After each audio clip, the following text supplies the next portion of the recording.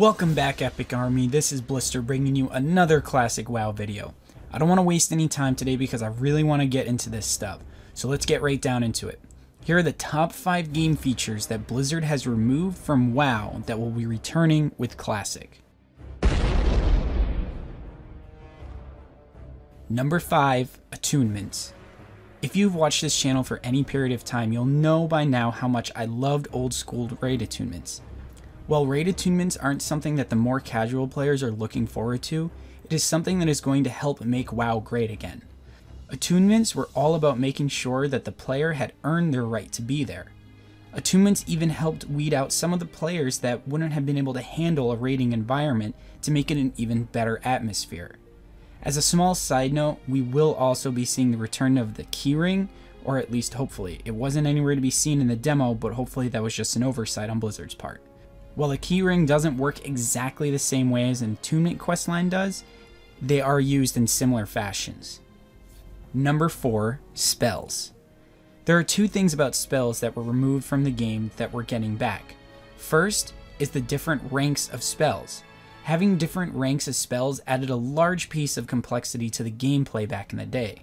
On top of that, there were a good chunk of high-level spells that could only be earned through codexes, which were world-dropped items. The other half of spells is getting old spells back that have since been removed from the game. Paladin spells like Auras and Blessings and Divine Intervention, all of the Hunter aspects, the Shaman totems, Amplify and Dampen Magic. There are enough spells here for their own list. It's certainly something a lot of people will be happy to have back. Number 3, profession specializations. So when I first started this list, I had quite a few things on here, and this was one of the items that popped up, and I was not expecting it to make it to the top 5. But here we are. In Legion, one of the things that Blizzard wanted to do was make professions more interesting. What they didn't realize was that professions actually used to be just that, interesting. Not many people remember, but professions used to have different specializations. If we look at blacksmithing for an example, you could specialize in either weaponsmithing or armor smithing. These options were another great example of how Blizzard used to have the player make choices about their characters to make them unique from other players on the server. Number 2, talent system. Now I know that technically we do still have a talent system in retail, but it's vastly different than what we had back in the day. There was no waiting 15 levels just to get one talent.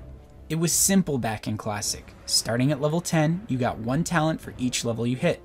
For anyone who never played Classic, these small perks of just getting 1 talent point per level really helped you feel like your character was growing in power despite not getting any new gear or new trainable spells. Not only were the old talent systems great for leveling, at endgame it also gave way more options for theory crafters to play with. Sure, there was always the cookie cutter builds, but it didn't stop people from trying to make an oddball spec and make it enjoyable and playable. Before we get into the last item, I do have a few honorable mentions. First, faction-specific classes. While giving both factions access to all classes made it easier for faction balancing, it took away from the faction loyalty that was once much stronger than it is today. Arrows, bullets, and quivers. I've spoke briefly previously about ammunition and quivers in other videos, and I just wanted to reiterate how great this aspect of the game was. Sure, running out of ammo mid-raid sucked for everyone, but it was really something that added another layer to the Hunter gameplay. Weapon skills. This is again something else that I've talked about before. It's another miscellaneous RPG element that used to exist in the earlier days of WoW, but has since been removed. Having to train your two-handed axe skill because you never used one before made a lot of sense. Today you can just pick up any new weapon and be good with it. Extra equipment slot. This is something that I never agreed with why Blizzard removed it.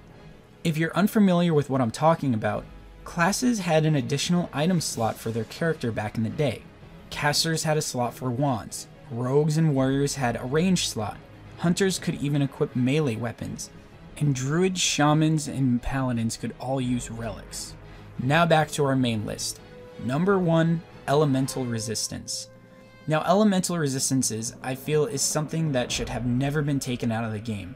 This was clearly a decision that Blizzard made to try and make WoW more accessible to any type of player, and also make any spec of any class viable. We saw the same shift of attitude in their games between Diablo 2 and Diablo 3, where in Diablo 2 there were elites that could be completely immune to specific elements, but now in Diablo 3 nothing will be 100% immune to any element. This is the same treatment that WoW got. We can look forward to having mobs that are resistant and completely immune to specific types of elements. This is just another example of something from the base game that provoked the player to think about what they were going to do before they did it. Well guys, those are my top 5 things that we're going to get back in Classic WoW that have been removed from Retail WoW. Let me know down in the comments what you guys are looking forward to getting back in the old game. As always guys, take care and I'll see you in the next one. Hey, it's Radit here. Don't forget to hit that like button and subscribe as well. It really helps out the channel. We put out multiple new videos each week and we appreciate all of your support. Thanks for watching everyone and cheers.